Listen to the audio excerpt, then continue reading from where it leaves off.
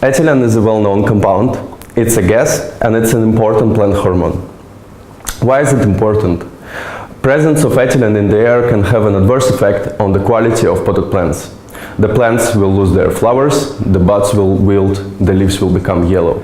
Researchers from Aarhus University have developed an automated air sampling suitcase system which allows to measure ethylene at any time and any place.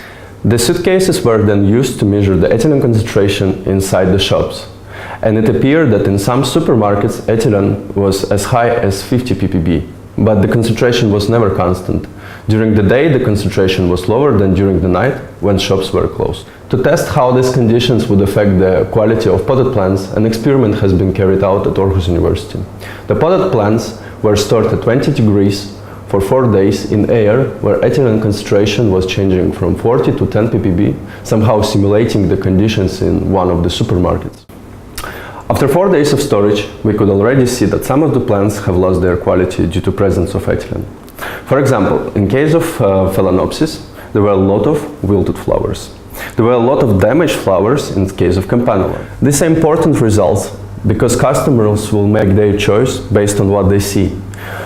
However, the picture is still not full because not all plants show immediate response to presence of ethylene, and it can be the case that plant will lose the quality after customer brings it home. Therefore, to observe the late response of plants to ethylene, we have kept the plants for 7 more days in keeping quality room.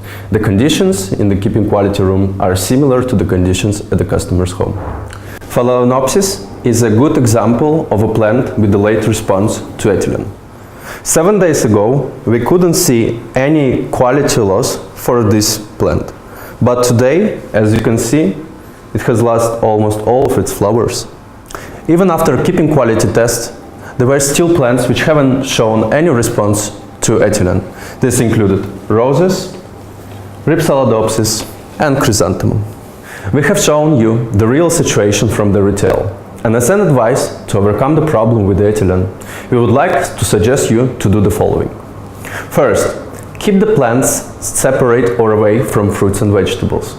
Second, do not let exhaust gases to enter the storage facilities. And third, properly ventilate the storage facilities.